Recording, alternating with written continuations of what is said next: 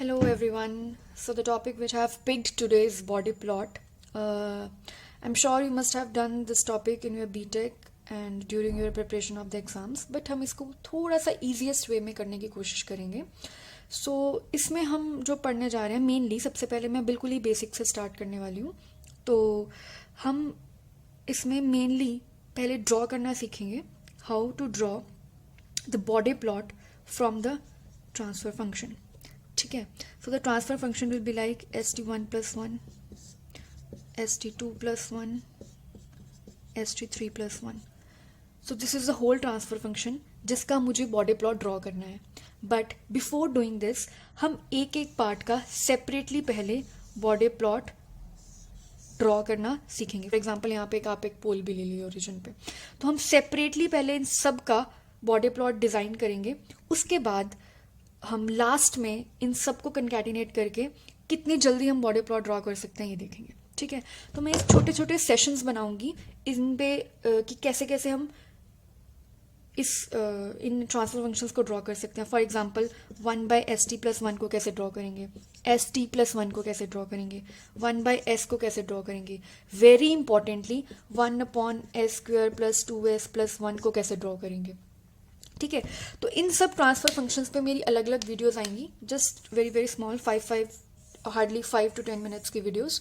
तो उसके बाद जो हम लास्ट वीडियो करेंगे उस वीडियो में आप आई एम श्योर कि आप 2 to 3 मिनट्स के अंदर किसी भी ट्रांसफर फंक्शन से बॉडी प्लॉट ड्रॉ कर सकते हैं. ठीक है. तो let's start with the introduction. पहला क्वेश्चन आपके माइंड में आता होगा कि बॉडी प्लॉट क्या होता है, जो कि आप सबको पता है, but still I am telling. Body plot एक जस्ट प्लॉट है, जैसे आपका YX प्लॉट होता है, जैसे आप अपना बनाते हैं YX प्लॉट, वैसा ही एक प्लॉट है. लेकिन ये किसके बीच में बनता है, मैग्नीट्यूड और फ्रीक्वेंसी के बीच में, या फिर आप यहाँ पे फेज और फ्रीक्वेंसी के बीच में बनते हैं. अब मैग्नीट्यूड किसका, फेज किसका, ये बहुत इंपॉर्टेंट है. मैग्नीट्यूड और phase of open loop transfer function. ठीक है. ओपन लूप ट्रांसफर फंक्शन क्या होता है, GSHS. This is the open loop transfer function, not for TS, that is close loop transfer function. ये आप कुछ भी लिख सकते हैं, TS MS जो भी, बट मैं इसको TS बोलती हूँ, क्लोज लूप ट्रांसफर फंक्शन को. तो आप क्लोज लूप ट्रांसफर फंक्शन के लिए नहीं बनाते हैं, आप किसका मैग्नीट्यूड लेते हैं यहाँ पे, ओपन लूप ट्रांसफर फंक्शन का मैग्नीट्यूड. ये बहुत इंपॉर्टेंट है. या फिर ओपन लूप ट्रांसफर फंक्शन का फेज और फ्रीक्वेंसी के बीच में हम ये ग्राफ ड्रॉ करते हैं. ठीक है. और दूसरी बात, इस ग्राफ में जो हम मैग्नीट्यूड लेते हैं वो किस में होता है, डेसिबल्स में.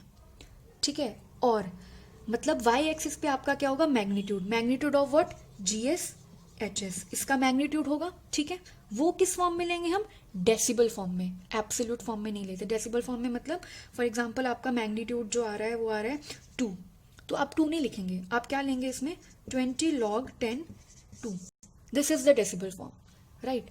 और इस साइड पे एक्स एक्सिस पे आपका हमेशा क्या होगा, logarithmic frequency in the logarithmic scale. ठीक है. ये चीज हमेशा याद रखना कि ये लॉगरिथमिक स्केल में होती है. अब डिपेंड करता है कि आपके ग्राफ में उसने ओमेगा मेंशन किया हुआ है यहाँ पे, या log 10 ओमेगा मेंशन किया हुआ है. ठीक है. इस चीज में कंफ्यूज नहीं होना, ये बहुत बच्चे गलती करते हैं. हमेशा आप ये याद रखना कि ये log 10 ये लॉगरिथमिक ही है. अब उसने मेंशन क्या किया हुआ है उस पर डिपेंड करता है. अब अगर उसने ओमेगा मेंशन करा हुआ है तो इसका मतलब ये नहीं है कि यहाँ पे फ्रीक्वेंसी है सिर्फ. ठीक है. और या फिर उसने log 10 ओमेगा मेंशन करा हुआ है. अब इसका हम डिफरेंस देखते हैं. लाइकवाइज आप ये पहला ग्राफ देख सकते हैं. इस ग्राफ में आप देखिए कि he has mention omega here. ठीक है. तो ओमेगा यहाँ पे हमने मेंशन करा हुआ है, तो इट मीन्स ओमेगा की वैल्यू अगर 1 है तो log 10 ओमेगा की वैल्यू क्या होगी, 0. ओमेगा की वैल्यू अगर 10 है, फॉर एग्जाम्पल यहाँ पे ओमेगा की वैल्यू 1 है, तो log 10 1, log 10 10, log 10 100. ठीक है. वो चाहे यहाँ पे ओमेगा मेंशन करे या कुछ भी, आपको हमेशा याद रखना है अगर इसने ओमेगा मेंशन किया हुआ तो यहाँ पे वैल्यू क्या है, इसकी ये वैल्यू. ठीक है. अब कई बार क्या होता है कि उसने log 10 यहाँ पे उसने लिखा होता है कि उसने log 10 ओमेगा मेंशन किया. इसका मतलब क्या है, log 10 ओमेगा क्या है, 0. तो इट मीन्स ओमेगा क्या हुआ, तो यहाँ पे ओमेगा क्या हुआ, 1, क्योंकि log 10 1 क्या होता है, 0. ठीक है. अब log 10 ओमेगा क्या है, 1. इट मीन्स ओमेगा की वैल्यू यहाँ पे क्या हुई 10, तो ठीक है यहाँ पे ओमेगा क्या है 10, यहाँ पे ओमेगा क्या है 1। सिमिलरली यहाँ पे ओमेगा क्या है 100, ठीक है, जैसे कि log 10 100, तो 10 की पावर 2 आगे आ गया, log 10 10 इज इक्वल टू 2, ठीक है। तो यहाँ पे इस तरीके से, तो आपने हमेशा ध्यान रखना है कि यहाँ पे उसने मेंशन क्या किया हुआ है। इस बार इसरो में क्वेश्चन भी आया था जिसमें नॉर्मली जब भी हम बॉडी प्लॉट ड्रॉ करते हैं उन्होंने ओमेगा ही दिया होता है यहाँ पे, तो बच्चे ध्यान नहीं देते हैं कि क्या मेंशन किया हुआ है, ओमेगा लेकर चलते हैं। उन्होंने इस बार ग्राफ में क्या दिया था log 10 omega, will do that question also. इस बार इसरो के पेपर में था, इसरो 2020 के पेपर में, तो उन्होंने इस बार log 10 ओमेगा दिया होता, तो बच्चों ने क्या किया, ओमेगा को 0 डाल के वैल्यू सॉल्व कर दी। ओमेगा कभी भी 0 हो ही नहीं सकता क्योंकि log 10 0 is invalid, it's a maths error, आप कैलकुलेटर पे भी चेक कर सकते हैं, ठीक है। तो ओमेगा की वैल्यू कभी भी 0 नहीं हो सकती है। तो अगर यहाँ पे 10 है तो यहाँ पे 1 है, तो यहाँ पे 10 टाइम्स लेस 0.1 होगा। अगर यहाँ पे 0.1 है तो यहाँ पे 0.01 होगा, बट कभी भी यहाँ पे 0 नहीं हो सकता। अगर यहाँ पे आपको 0 लिखा है तो आप प्लीज चेक करिएगा, यहाँ पे आपको log 10 ओमेगा दिया होगा, तो ये log 10 ओमेगा की वैल्यू है। log 10 ओमेगा 0 है, log 10 ओमेगा 1 है, 2 है, 3 है, बट इधर ओमेगा की वैल्यूज ये हैं। ये बहुत इंपॉर्टेंट है, ठीक है। Question comes into your mind is why we are drawing Bode plot. Bode plot का डिज़ाइन करने का फ़ायदा क्या है। सबसे पहली बात कि हमें ये पता चल जाता है कि कोई भी अगर हमारा जो मेरा ओपन लूप ट्रांसफर फंक्शन है उसका मैग्नीट्यूड फ्रीक्वेंसी के साथ किस तरीके से चेंज हो रहा है, ठीक है। एक तो हमें ये पता चल जाता है। दूसरा, हम gain cross over frequency, phase cross over frequency, gain margin, phase margin बहुत अच्छे से ग्राफ में देखकर पता कर सकते हैं। लेकिन अगर आप यही चीज़ आप बोल सकते हैं कि हम तो नाइक्विस्ट में भी करते थे ना, बट नाइक्विस्ट में कोई भी अगर ग्राफ आपका ड्रॉ होता है तो आप इजीली जज नहीं कर सकते। लेकिन अगर मैं आपको इस तरीके का ग्राफ दे दूं तो आप इजीली जज कर पाएंगे कि किस फ्रीक्वेंसी पे कैसा मैग्नीट्यूड रह रहा है, गेन मार्जिन कैसा आ रहा है, phase margin, for the easy detection of omega, omega GC, omega PC, gain margin, face margin है, दोनों चीज सेम ही काम कर रही हैं, ठीक है। लेकिन सबसे बड़ा डिफरेंस क्या है नाइक्विस्ट और उसमें, ये इट्स वेरी इंपॉर्टेंट, सबसे बड़ा, it is only valid for minimum phase systems. Non minimum phase system के लिए ये वैलिड नहीं होता। नॉन मिनिमम फेज सिस्टम और मिनिमम फेज सिस्टम में क्या फ़र्क होता है, सिंपल बात, कोई भी आपका जो GSHS है अगर उसका कोई भी जीरो या पोल राइट हैंड साइड पे लाई कर रहा है, right hand side S plane के, GSH प्लेन के राइट हैंड साइड पे लाई कर रहा है, तो वो नॉन मिनिमम फेज ट्रांसफॉर्मेशन है। मिनिमम फेज ट्रांसफॉर्मेशन मतलब उसकी जीरोस और उसके पोल्स सारे के सारे कहाँ लाई करने चाहिए, लेफ्ट हैंड साइड पे, एस प्लेन के लेफ्ट हैंड साइड पे लाई करने चाहिए। फॉर एग्जाम्पल अगर मैं लिखती हूँ GSHS इज इक्वल टू के S-1 अपॉन S+1 S+2, तो ये जीरो कहाँ लाई कर रही है, right side of the S plane, तो ये मिनिमम फेज ट्रांसफर फंक्शन नहीं है, ये non minimum phase transfer function है। इसके लिए बॉडी प्लॉट आप नहीं डिजाइन कर सकते, लेकिन इसके लिए आप नाइक्विस्ट जरूर ड्रॉ कर सकते हैं। तो ये थोड़ा सा इन दोनों में डिफरेंस आ जाता है, ये बहुत इंपॉर्टेंट डिफरेंस है, ठीक है।